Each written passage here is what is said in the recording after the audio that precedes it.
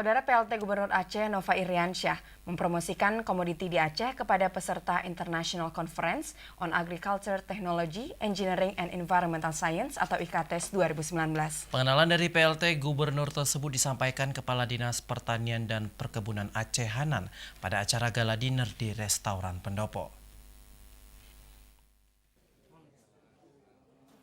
IKTES yang berlangsung mulai 21 sampai 23 Agustus 2019 di Oasis Hotel Banda Aceh, kemarin para tamu menjalani field trip ke Sabang Pulau W.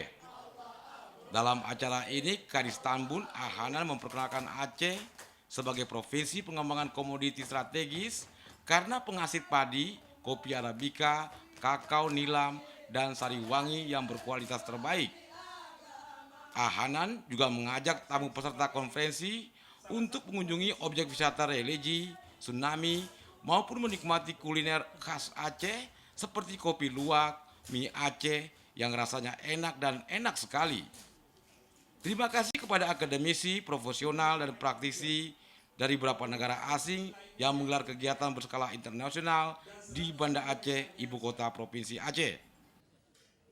Kegiatan yang seperti ini akan memberikan pertumbuhan ekonomi dan memperkenalkan Aceh kepada internasional.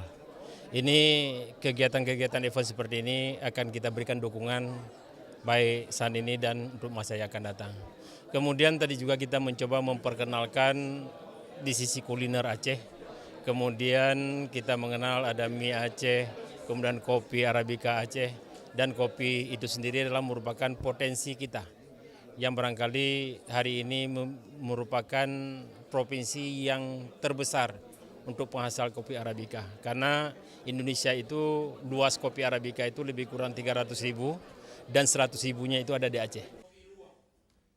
Pada acara penutupan IKTES 2019 yang dituangkan dalam gala dinner ini, para tamu dari negara Indonesia, Malaysia, Thailand, Cina, Irak, Nigeria, Jerman, Australia, dan Rusia mendapat cendera mata dari Unsia bersama Universitas Pahang Malaysia selaku penyelenggara sekaligus dihibur dengan penampilan tari saman. Tim Liputan TVRI melaporkan.